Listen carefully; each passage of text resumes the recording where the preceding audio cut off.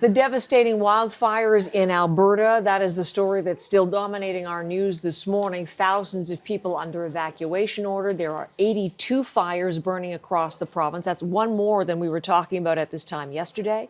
I can tell you that 23 of them are out of control. And we're going to take you on location to an area which has been a big concern. And this is a Métis community south of High Prairie.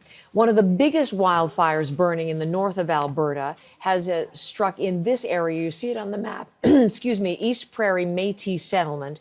Dozens of buildings have been consumed by the flames. And that is where our Aaron Collins is this morning. And what a heartbreaking scene we have just behind you, Aaron. Show us around. Tell us about it, how this Métis community, East Prairie Métis settlement, has been just so thoroughly devastated. Yeah, Heather, this is the East Prairie Métis settlement. We're about 30 minutes southeast of High Prairie, just to sort of orient you in the area. And if you go onto that Alberta wildfire map, they'll basically tell you that this is the pointy edge of the wedge. This is right where the largest fire as part of that Grizzly complex is burning. And we're here, we've been lucky enough to be invited onto the settlement by leadership here to have a look at some of the damage that's been done. And just to give you a sense, obviously you can see some of the structures that are burned down, but 14 homes, including this one obviously, burned down, over 50 structures. And along with that, power, water's been knocked out here. So 300 people that live on this settlement have evacuated from their homes and headed into High Prairie for the most part.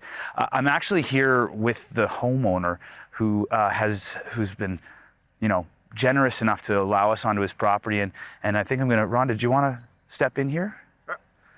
So maybe we can just talk for a second. I mean, we're looking at your house here, and walk me through what happened on Friday. I was helping with the fire up the road. And then I came back here and I checked on my cows to see where the fire was at.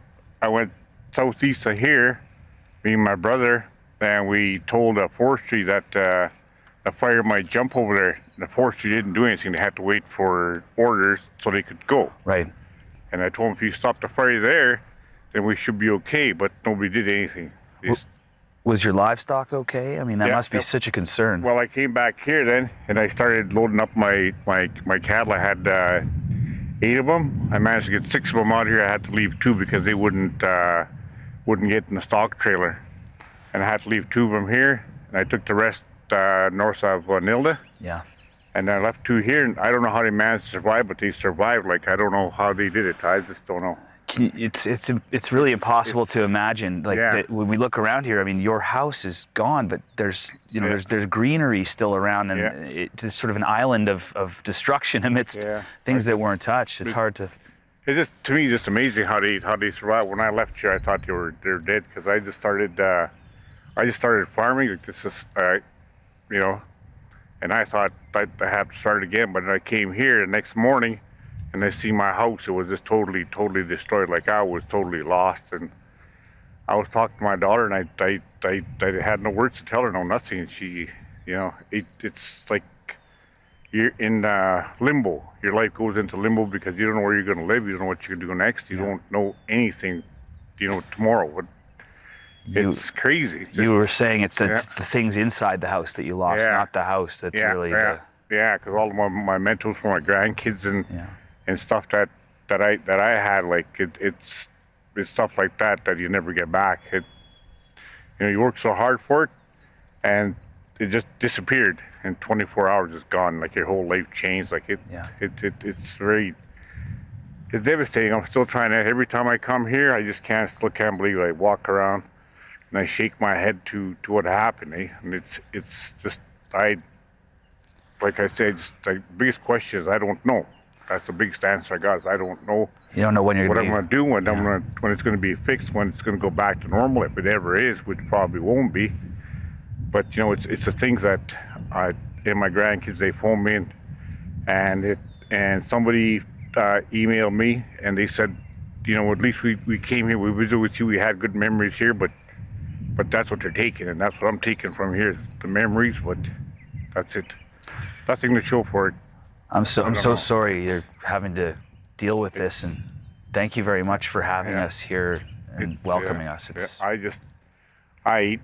used to see it on TV, on news and stuff like that, but to live through it is totally be total destruction. That's why, and what I see around here, it's unbelievable.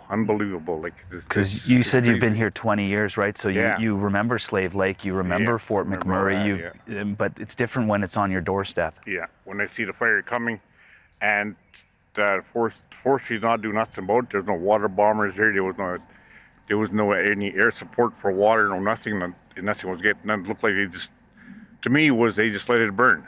That's what it felt like to me. Like, why don't we do anything? Like, it was a helpless feeling. We've heard it's the communities and the residents that have really battled back this Yeah. Grizzly Complex fire in this exactly. area. Yeah. And you were on the front lines. Yeah, I was. Yeah, I drove through that fire when it came into the settlement. I drove through with the water truck helping, and the flames were right along the road, and I was driving along the road while bush was burning down. And there was nobody here till I don't know how long. Like, nobody showed up, no force, nobody showed up, no support. So Just us. we see the blue sky above us. The weather's about to turn. It's going to be Yeah. 30 degrees over the weekend. Do you worry that fire could be coming back? Oh yeah, I do night security, and I can see spots where there's still flames. I can still see it, and I know because I have worked in forestry. I used to firefight a long time ago, and I know what if it's out, totally out, and I've seen fire take off from nothing, and now I can see the spot fires and stuff, and I know a little bit of heat and a little bit of wind, and it'll take right off again. Yeah. I know that from experience. Not a lot of sleep going on when you got those worries. Oh no. And then where's it gonna go from there? Like, we have houses here. Does the wind shift back and go back, burn what it didn't burn, and destroy more houses, more buildings and stuff like that? Like more people's memories. Like, that's that's the scary part. Yeah. I don't know how long we're gonna be off the settlement. I don't know how long we're gonna like with me. I don't know how long before I return here with any resemblance of any kind of building to start rebuilding. Yeah. There's no answers yet, no nothing, not even close to it, from what I can see. It's just, to me, it's crazy. It's incomprehensible. I can't comprehend it right now. It's hard to wrap your head around. I Yeah. really want to thank you for inviting us here and for sharing your experiences. It gives the whole country an insight that's, like you say, it's hard to understand unless you really see it. When I'm away from here and I'm talking to somebody on the outside and they say, well, and I think about it, well, I got that I can't stay at home anymore. But it's still in my mind, it's at my home, right? But I've done that how many times? I got that and I stopped because I know it's not there anymore. Yeah. Because I don't have it anymore. Yeah. So it's, it's still, I'm still trying to grasp it. And every time I talk about it, I get a lump in my throat. Gotta suck it up. Yeah, it's all that, and trying to get over that speed bump and carry on. But it's gonna be a long road. It's gonna be long. And Yeah. a lot of folks in your community are going through the same thing, aren't they? Oh yeah, I got a lot of support from a lot of people. A lot of support. Yeah, a lot of support. And there's a lot of people that helped me out, and they're offered to help me out, and help a lot of people here out. There's lots. And it's all mostly seems like the people, the small people, are helping each other out. And I guess we'll find out what the big people like the government is going to do, and how we're going to replace this. I don't know. We heard as we traveled around this area talking to other farmers and ranchers that had sort of fought their own fires that they were disappointed with the initial response from the government on the ground. It sounds Yeah. like you would have liked to see some more boots on the ground as well. Yeah, because I was here, I think Monday or Tuesday, I seen where the fire started. I seen fire lightning. In the evening, late in the evening, I seen lightning, and next day, normally what I'd see after lightning, I'd see the helicopters flying around trying to put out the hot spots if there's any. And there was nothing Tuesday, nothing Wednesday. I was like, well, it must be okay. And then I think it was Thursday, where they start seeing smoke pop up where the lightning was. And then Friday, it took right off. That's when it started coming Friday. And I don't know why it wasn't taken care of then before it even got close to the settlement. if they would have took care of it on Tuesday or Wednesday, we wouldn't be standing here right now. I've seen some pictures and some video from Friday and Saturday when the fire moved through here. It just looked terrifying. I can't imagine what it was like to try and Yeah. move down this road to get out of this community. But when I got my cattle out of here, I pulled in out to the pavement here, just in front of my place here, and the fire was along the ditch, was coming towards Yeah. me already. And Was it on both sides? Just on that side, but the fire was the window was coming towards the Right. house, Yeah. and the forestry was here, and they were telling me to get the heck out. The fire's coming, and it's coming full tilt. And I thought I had quite a bit of time, and I just barely made it out. It moved so quickly. Yeah, and I talked to a couple of people. They said when the fire hit here, it looked like the wind just picked up. It just came right across the road and just started. That was I think Friday night they had live video of it, and at nighttime in the whole bottom part here, the east side of this was all lit up all night long. That's how it was. It's a muskeg there, and it was just, that's how bright it was. It was just, and for me to see it up close when I first helped out, I could feel the heat from it. That's how close we were trying to fight it. And there was no. I bet you'll be back fighting it again if it comes back, won't you? Oh yeah. Well, you got to do what you got to do because we can't. The settlement is first responders. We go do whatever we got to do trying to get it done until help arrives. But I couldn't believe that help took that long to be here and then to get here and then just to stand by and watch it go by. Yeah. We had cats there. We had equipment. We had the forestry there, and I think was Saturday. I think it was. They had one chopper Yeah. with a little small, I think a 500 bucket. That was it. That was our air support. I the saw rest was on the ground. saw a few helicopters when we were out here yesterday Yeah. flying overhead. They're still working to Yeah. But it seems to me after forestry got in trouble or got people complained about it, community in High Prairie also complained about it, then they started bringing the choppers out. Right. They should have had them out when the fire started, not after it gone through. I guess the hope would be if the fire comes back, the response will be better this time. Oh yeah. I've fought fires before, and I've never seen forestry take that long to respond, especially where the road was accessible. Yeah. I've never seen like that. Like I don't know what happened there. Did lack of or poor communication or something happened. Somebody dropped the ball someplace. Yeah, but we tried our best. We did everything we could. We had water trucks out there. We had guys out there on the ground. We did whatever we could. But it wasn't enough. But for it would have been nice to have support right away. Yeah. Yeah, instead of having to wait. Are you in High Prairie right now? I know there's a yeah. lot of evacuees we've been seeing Yeah. in there. That's where you're. Well, the first night I stayed at my cousin Harold's place and Diane, because I took my cattle there, and then I stayed there that night, and then they arranged for me to get a room next day. And I've been staying in High Prairie since then, Yeah. and eating. Salvation Army's giving us the food, which is good, Yeah. Those are good. The guys were here. Them guys actually, I think, moved faster than the forestry did. Right. Because they were here when we need them right away. Yeah. Yeah. Well, it's good to hear you're getting some support, anyways. And again, I want to really say how sorry. I think I speak for everyone who's seeing Yeah. this that for everything you've lost.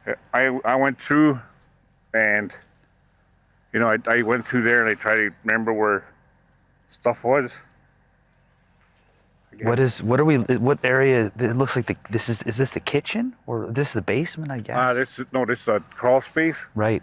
and I'm trying to remember where things were, especially metal things where I could save them, maybe mementos, Right. and yeah, There's nothing Yeah. you could get out of there, I guess. no, Yeah. nothing. I looked there, dug around a little bit to see if I get some metal mementos, and it's nothing. It's the heat must have been like to melt fiberglass, the insulation. It must have been this terrible heat. Like, Yeah. yeah, for me to talk about this is just it's tough. Like it's hard. Yeah, that's your life. Yeah. That's it's an incredible loss, and My life has changed. It has changed. Like Saturday morning when I come here, my life changed forever. I'll never get that back, Dave. At Aaron. 20 years, never. Aaron, Aaron, can I join you? I didn't want to interrupt. We've been hanging on every word. What an extraordinary conversation. Yeah. And as you said, you do express the thoughts of everyone when you say how sorry you are for that loss, that complete loss. To hear, my life has changed. I can't say home anymore. I'm going to remember these phrases for all day today, but I'm also struck by the resilience of your guest in saying, you suck it up and the Métis community will carry on. But can I just ask, because it seems to me that he has touched on so many of the things that we've heard in these past few days from others in the province, and that is, there was no help. Had to do it themselves. Yeah. Is this going to be one of the stories that we hear on an ongoing basis, when the immediate danger is past? Well, I think so, and I think it's a story that we're going to have to dig into a little further, but I'm just talking to Toronto right now, and they're interested in what you're saying about how the response was so slow, and I guess, it does seem like when you got past the initial sort of impact of the fire and you got into High Prairie, there was support for you, there was people making meals, there was a place to stay, but some real disappointment in the way wildfire services and the initial firefighting response happened. So, what would your message be to the folks that are, pulling the levers of that firefighting, machinery in the province, because these fires aren't out yet? What would you say to them? They got to have better organization, better response. And there was a couple of guys, the firefighters that were part of the crew, they wanted to jump in the truck and go try and stop the fire. Yeah. But then they said, well, we got to wait for orders. We just can't go ahead and do it. We keep hearing that there was a lot of sort of bureaucracy that stopped people from getting in those trucks and taking matters into their own hands. Because they came out here and they didn't even have a truck to travel with. Right. And I told them I'll jump in the back of the truck. I said, I'll take you guys over there. And the guy said, well, no, we got to wait for orders to go ahead and do it. We just can't do it. I suppose they're trying to make sure you're safe, but in that moment, you're just trying to protect your homes. Well, it wasn't necessarily my safety. It was mostly, I think, was, I don't know, I guess it was protocol, I suppose. Because that one young guy, a couple of them, they would grab their shovels, they wanted to jump in the back of the truck, and the guy said, no, we can't do that. We have to wait for the say-so before we can do that. Yeah. What's the big deal? I couldn't understand that. We're going to look into this more for you. Yeah. We've heard it from several communities, from several people, that there just wasn't enough support on the ground when that fire came through. Now, one thing we have heard from others is that it's unprecedented to see this many fires at the same time. Yeah. And that may have overwhelmed the resources. But I think there's certainly some important questions to be asked to the people that are in charge of these things. But then to have 10 cats here, and you have a backhoe here that was sitting just 5 miles down the road. Right. And an odd well, and they had some forestry guys here, and everybody just stood there. Yeah. Then let it go by. Like everybody's waiting for forestry to tell them what to do. Yeah. And they took some of the equipment from here, and they took it to towards High Prairie. Yeah. To start trying to get over there. Yeah. But I don't know. They sat here from what I figured. I think they sat here about 6 or 8 hours. They sat there on the side of the road. We saw those. I think a lot of people might not know what an odd well is. An odd well, yeah, and we saw those working yesterday when we were in the field. It's essentially, it looks like a tank with a big water tank on the back, and it's for putting out those hot spots, right? Driving along through that muskeg can float on that water, just so folks might understand. So there was one of those just sitting, not working. And there was a water truck there with the flotation tires on it. Right. If they would took that Nodwell and that truck and took it to the corner, they could have knocked it down there. Right. I wouldn't be standing here talking to you now if they would have done that. It's about getting on it quickly before it spreads. Yeah. Yeah. And them guys, every time I drove by, I looked at them, the guys just went like this. Yeah. Waiting for orders. What are we doing here? We're not doing nothing. Yeah. As that costs you your house. Yeah, that costs me a Aaron. house. Yeah. It's not the house. It's the memories. Yeah. It's the memories. I don't mean to interrupt again. I was just so struck by, again, as you said, how many of these fires are burning. This one, that you're dealing with 70,000 hectares nearly. The guys in town. We're not able to hear each other. Can I just make sure, Aaron, I've been listening, No, and we I've all got have you. intently. The name of your guest, I missed it when you introduced him, just so we know his story. Can you just share that with us, Aaron? Ron, what's your last name again? Belrose. Belrose. Ron Belrose. Ron Belrose. Ron Please thank Belrose. Ron. Yeah. And please tell him that we're thinking of him. Thank- What an extraordinary, So just how he's captured everything in such a riveting manner. How everything he worked so hard all his life has just disappeared in 24 hours. That is the story right there, Aaron. yeah. Thank you so much, and thank you, Ron. Okay, Aaron, we'll be back to you. Thanks bet, so Heather. much. Okay. They were just saying things.